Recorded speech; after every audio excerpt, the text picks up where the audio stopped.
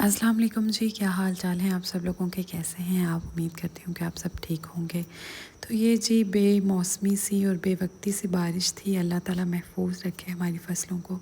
उसके बाद मैं आप लोगों से ना शेयर करना चाह ये प्रीटी सी ईदी, और ये हमारी नई दुल्हन की ईदी है। मैंने उनकी शादी के व्लॉग्स अभी तक अपलोड नहीं किए, बस एडिट ही नहीं कर पा रही हूँ। मतलब कि सारी वीडियोस कलेक्ट करके रखी हुई हैं, बस वॉइस ओवर करना बहुत मुश्किल लग रहा है। और मैं तो उन लोगों को सल्यूट करती हूँ जो मतलब कि शादी के दौरान प्रॉपर अपना गेट टू रेडी की वीडियो बनाती हैं। और आई डोंट नो कैसे वो व्लॉगर्स इतना टाइम निकालती हैं, अपने बच्चों को किस तरह मैनेज करती हैं और किस तरह अपने हस्बैंड्स को और इन लॉज़ को मैनेज करती हैं।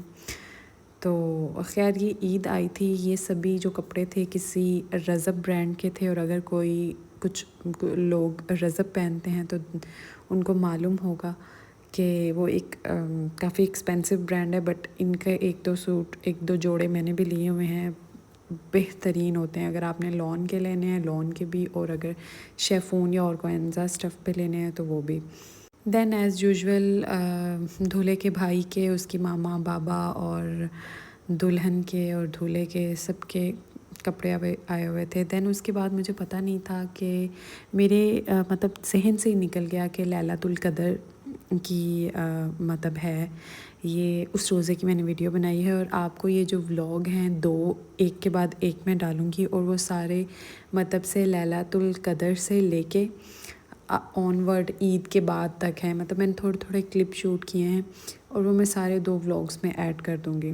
हालांकि ऐसा होना नहीं चाहिए, क्योंकि लोग हर चीज़ का डिफरेंट व्लॉग बनाते हैं। ये मेरी ईद आई है, ये मेरी चांद रात है, ये मेरा फ़लाना है, लेकिन मेरे से उतना कंटेंट अभी नहीं किया जा रहा है।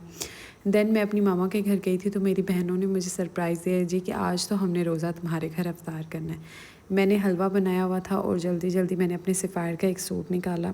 मैंने कहा मैं वो पहन लेती हूँ, और उसके बाद जो बन पड़ा मैं वो बना लूँगी। ये जी सफ़ायर का लास्ट ईयर मैंने सेल में सूट लिया था, और मुझे अभी इसकी एग्जैक्ट प्राइस याद नहीं है क्योंकि मैं टैग पहले उतार चुकी हूँ। ये फुल एम्ब्रॉयडर्ड सूट है, इसके ऊपर ये प्रिंट नहीं किया हुआ है, ये सारी एम्ब्रॉयडरी है विद दुपट्टा। दुपट्टे को लेस लगी हुई थी, नीचे कैप्री थी। और उसके बाद जी मैंने कहा कि सबसे पहले मैं पेरी पेरी फ्राइज़ बनाती हूँ।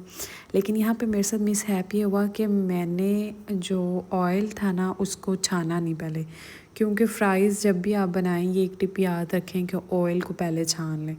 ऑयल छाना नहीं होगा ना, पकौड़ों वगैरह वाला होगा, तो फ़्राइज़ उतने फ्रेश और वो नहीं बनते। मतलब कि उसके ऊपर थोड़ा थोड़ा वो लगा रह जाता है, ब्लैक ब्लैक जो पहले से बनी हुई चीज़ों का मटेरियल होता है।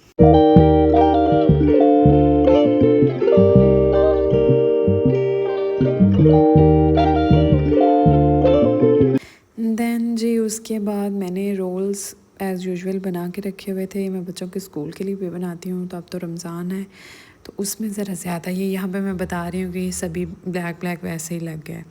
फिर मैंने दोबारा इसको छाना भी, लेकिन वो उतना अच्छा नहीं आ रहा था। मैंने लॉन का सूट पहना और मेरी बहनें तैयार होके आ गई। देन वो फ्राइड राइस लेके आई थी घर से बना के, और मैंने चिकन के ये ना आप नैगेट्स नहीं कह सकते, चिकन की छोटी छोटी बोटियों को ना मैंने ब्रेड क्रैम्प्स वगैरह लगा के फ्रीज़ करके रखा होता है, ये बहुत मज़े के लगते हैं। दैन उसके बाद पिज़्ज़ा की डो थी मेरे पास, तो मैंने ना इसको पिज़्ज़ा नहीं बनाया, ये पिज़्ज़ा स्लाइसेस आप कह सकते हैं। अगर आपके पास एक बहुत अच्छी कंपनी का नॉन स्टिक पैन है ना, या आप नॉन स्टिक बर्तन यूज़ करते हैं, तो बहुत सी मैंने देखा है कि वीडियोस में बता रहे होते हैं ये ठीक नहीं है, ठीक नहीं है। वो तो हर चीज़ को ही कहते हैं कि बंदा फिर किस में खाए और किस में बनाए। तो इनमें आप अगर कोई चीज़ बेक करनी है ना, तो वो आपके लिए बहुत अच्छा है। मतलब कि बहुत अच्छे से, बहुत जल्दी और ज़बरदस्त तरीके से बन जाती है। देन उसके बाद हमने किया अफ्तार, और ये एक किस्म की अफ्तार पार्टी ही थी मेरी तरफ से, जो एक सरप्राइज़ था जिसका मुझे भी नहीं पता था कि मैंने ये पार्टी देनी है। देन उसके बाद जी लैलतुल कदर की इबादत नफाफिल जो अल्लाह ताला हमारी मंजूर करे, जो आप लोगों ने इबादत की हैं वो भी, और जो मैंने इबादत की है वो भी। उसके बाद मैंने कहा कि मैं बर्तन, अब सोना क्या है, 3 बज गए हैं, बर्तन वॉश करती हूँ। लेकिन यहाँ पे मुझे एक बात की समझ नहीं आती, आप कितने भी बर्तन वॉश कर लें फिर भी एक आधा बर्तन जो है ना वो पता नहीं कहाँ से निकल आता है, या मैं फ्रिज से निकाल के ले आई, मैंने कहा चलो मैं इसको ना वॉश इसको भी कर लेती हूँ। देन जी उसके बाद नेक्स्ट डे इवनिंग का व्लॉग है, मैंने फिर सारा दिन व्लॉग शेयर नहीं किया था। तो यहाँ पे मैं जी बिरयानी बना रही हूँ। हर इंसान का बिरयानी बनाने का एक अपना अलग तरीका होता है। कल मैं उन लोगों ने मेरे से अफ्तार पार्टी ली थी, आज उन्होंने कहा जी कि आप 1 डिश बना के ले आएँ, हम इकट्ठे अफ्तारी करेंगे मामा के घर। मैंने कहा ठीक है। देन उसके बाद जी मेरा बिरयानी का तरीका थोड़ा सा कैजुअल ही है और प्याज आप कर लें फ्राई अच्छे से। अगर बहुत से लोग उनको ज़्यादा ब्राउन कर लेते हैं, मैं बस प्याज़ों को गोल्डन ब्राउन रहने देती हूँ। देन इसके बाद आप इसमें गरम मसाला, खड़े मसाले जो होते हैं, ज़ीरा, तेज पत्ता, वो फूल सा बादाम का फूल और दालचीनी वगैरह आप डाल के इनको अच्छे से इनकी भुनाई कर लें ताकि ज़ीरे की अच्छी सी खुशबू आनी शुरू हो जाए। अच्छा, मैं चावल किसी भी किस्म के बनाऊँ उनके अंदर मैं अदरक नहीं डालती, मुझे अदरक वैसे ही पसंद नहीं है, लेकिन मैं लहसुन यूज़ करती हूँ बहुत सारा। एक मैं लहसुन वाले चावल भी बनाती हूँ, अगर मैंने दोबारा कभी मतलब के बनाए तो मैं उसकी रेसिपी ज़रूर शेयर करूँगी। इसके बाद आपने इसमें नमक, मिर्च, हल्दी वगैरह डाल के ना उनको अच्छे से भून लेना है। अच्छा, बिरयानी में जो टमाटर है ना उनको मैं मोटे मोटे चॉप करके डालती हूँ ताकि वो गोश्त के भुनने तक ना वो अच्छे से मिक्स हो जाए। इसके बाद चिकन को अच्छी तरह भून लें, अच्छी सी भुनाई उसकी करें, चिकन की गोल्डन ब्राउन हो जाए और कच्चा ना रहे।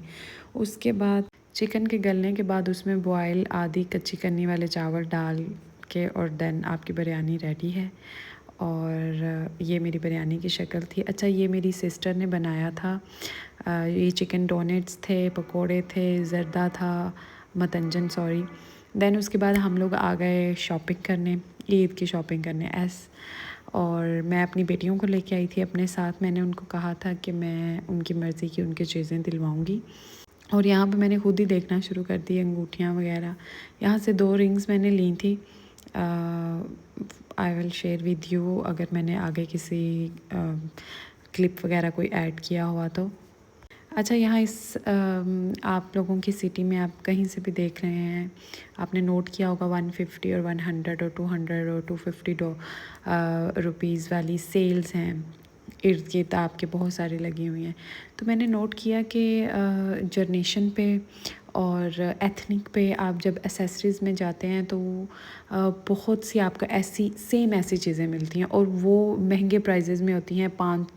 530 रुपये की, 600 कितने रुपए की, और यहाँ इन सेल्स में वही सेम क्वालिटी आपको और सिर्फ ब्रांड का नाम नहीं लिखा होगा, एथनिक या जनरेशन, और चीज़ें यही होंगी। तो बेहतर यही है कि आप यहीं से ले लें। फिर यहाँ से भी आप जब चीज़ें लेके देते हैं तो वो अच्छी खासी अमाउंट की बन जाती हैं। और यहाँ पे इतनी क्यूट और बच्चों के मतलब मुताबिक, बच्चों की पसंद के मुताबिक चीज़ें थी, डिफरेंट कलर्स की, दिल को छू। दैन इसके बाद जी हम बच्चों को लेके आ गए आइसक्रीम पार्लर। यहाँ पे हर किसी ने अपनी मर्ज़ी से, किसी ने आइसक्रीम खाई, किसी ने स्लश पिया और हम थक गए थे शॉपिंग से। आज के लिए इतना ही। दुआओं में याद रखिएगा, देखते रहिएगा। देखने और सुनने वालों का बहुत बहुत शुक्रिया।